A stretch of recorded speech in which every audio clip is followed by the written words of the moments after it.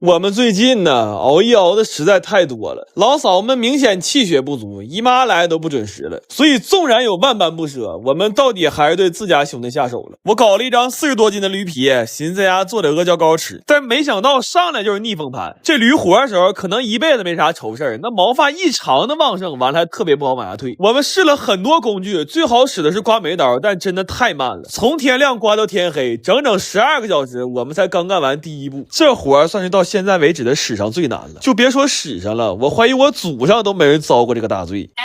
然後這驢皮焯完水之後，不知道為什麼反出了一層黑的雜質，而且特別難去掉，就我的刀已經磨得很锋利了，但是在處理驢皮的時候，那叫一個削都削不動。這比剛才刮驢毛還變態，因為這個速度實在太讓人絕望了。真的，我來到這美麗人世間也1萬來天了，我感覺我從來沒這麼絕望過。就這個驢如果有在天之靈，我特別想發自內心的跟他說一句，咱本是同根生，相煎何太急呀，哥們儿。幹了一天一宿啊，我們居然刚幹完的準備工作。然後《本草中國》裡講，這需要熬9天9夜。我寻思那就別着急了，正好这2天有空，先把福利發了。這趕上年終了，我知道大伙都有需求，和官方申請了1000台全新正品的蘋果13，都打包好放評論區了。只要鏈接在，就說明還有庫存，朋友們趕緊衝啊！然後這驢皮熬到第5天的時候，我們實在堅持不住了。我本來以為這個環節裡沒啥活呢，但這2天突發狀況太多了，整的人都魔怔了，睜眼睛廁所都不上了，就惦記驢皮。然後這些驢皮一共熬出了将近5斤的阿胶，據說加工成阿胶塊，這些東西能值上萬，但這錢誰愛掙誰掙去吧，我肯定是不掙了。再熬下去啊，阿胶是值錢了，我可能也变无价了。後來這爹成型的時候，我眼淚都要掉下來了。整整幹了8天呢，從幹到吃上，這完全是一個氣血對沖的過程。要不怎麼說阿膠是熬出來的呢？我發現這動詞放這兒可太合理了。等這些吃完了，要再想吃，我肯定出去買去。外面賣的最多就是阿膠少，營養少，沒啥別的毛病。但要說再讓我拿驢皮熬一次呀，那整不好人都給熬沒了。我最近被秋刀魚種草了切片餅乾，他做的實在太好了，給我看燃了。我寻思我也試試，但是作為哈柱烘焙，頭一次没敢挑戰太難的，我寻看看能不能把我头像做出來。這剛開始調色和和面就給我難住了，這2個我魚爹甚至都不願意在視頻裡提一句的環節，我們幹了4、5個小時。後來算每條線長度的時候，我徹底崩潰了，居然還要算橢圓的周長，這種東西我上學的時候就沒會過，就更別說現在的。我只能感慨呀，天道有輪迴，蒼天饒過誰。我怎麼也想不到，我都快上班10年了，死去的數學居然開始攻擊我，孽緣吶！幹了一天一宿，我們剛幹完下半部分。前期最大的工作量就是削和摳，跟個修表的似的在那盯着，眼睛都对不上焦了。然後最難的其實都在上半张臉呢，就每一個有顏色相撞的地方，意味着上下左右都要分割成一個獨立單元。這一下子徹底把我 CPU 算炸了，尤其是眼珠裡那倆白內障，最細的那個小白點，它的直徑只有1毫米。我算這個分割點的時候非常絕望，甚至都開始譴責自己。我就覺着長個嘴，能吃能喝能喘氣就得了唄，我給五官長這麼全是不是有點太貪了？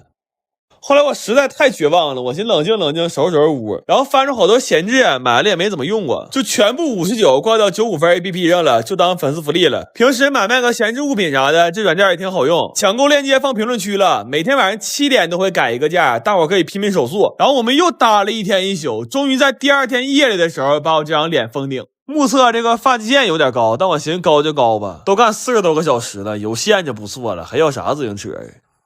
等到切的時候，我們實在太緊張了，感覺心都突突。但切開之後發現果然沒什麼驚喜，不能說是一模一樣，但也可以說是毫不相干。雖然做之前的時候想過會翻車，但畢竟幹了2天2夜，真翻了還是挺遺憾的。我現在的狀態呀，就跟這餅乾小人是一樣的，頭髮也熬白了，小臉也蠟黃了，眼睛裡都沒有光了，甚至還噙着一點淚花。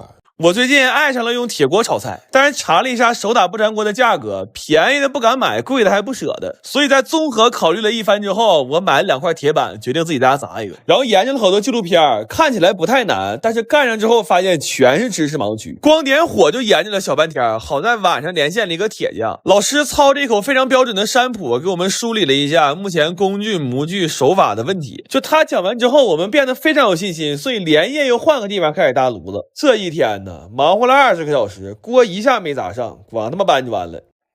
然後按紀錄片裡講，鐵板要燒到2000度左右才可以去雜質和定型，這就是所謂的趁熱打鐵。這溫度別說煉鐵了，煉我都夠了。但是我們沒買到砸鍋專用的鐵枕子，就只能用廢輪毂簡單充當一下鍋型的模具。所以砸了1天之後，這鍋看着跟剛出土似的。然後又聯繫了一下老師，但老師說現有條件也就只能這樣了，剩下的只能靠冷斷了。他說完之後，我徹底破防了，因為冷斷還有一個更通俗的解釋，就是拿個小錘生砸。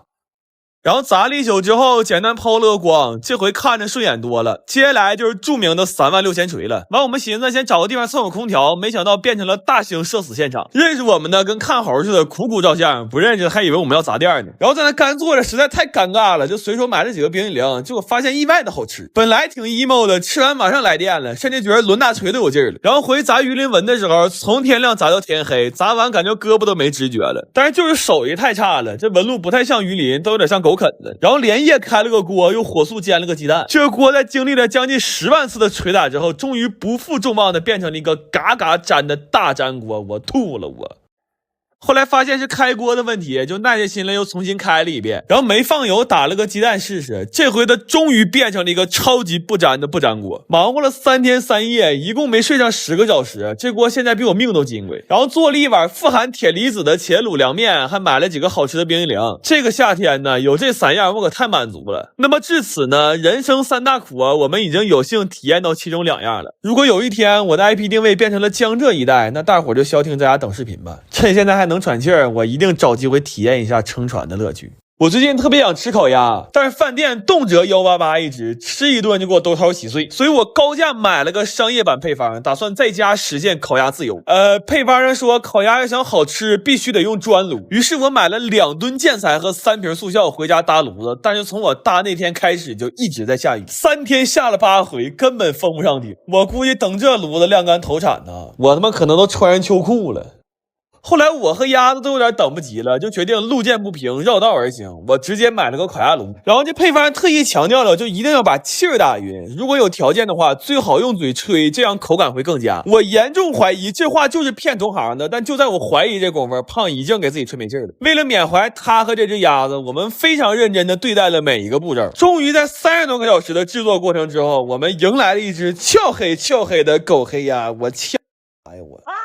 後來我又失敗了幾次，但我想通了一個事兒，就火候肯定不是3、2天能掌握的，我們應該扬長避短。我們的長項是熬啊，所以第2天8點，一人一個小板凳，準時坐着開熬。完我還加了個好運 buff， 我把之前在得物買的黑曜石手串也帶上了。我可太需要點好運了，這月我都已經買仨了。正趕上他們最近搞活動，這種好看又有好寓意的小首飾，很多都是8折起。鏈接我放評論區了，七夕不知道給對象買啥的，可以去看看。沒對象呢，就看看給自己買點啥吧。完這回再開蓋，鴨子終於成了，烤得越來越好，還給鄰居送2隻。當然前面那幾隻也沒白犧牲，在實現烤鴨自由的路上，還收穫了一波鴨架糖自由。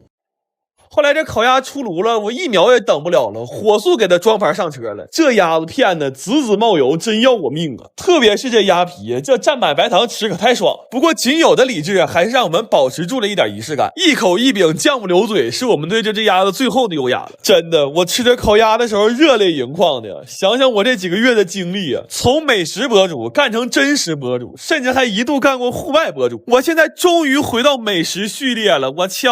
整3個月呀！你知道這3個月我是怎麼過來的嗎？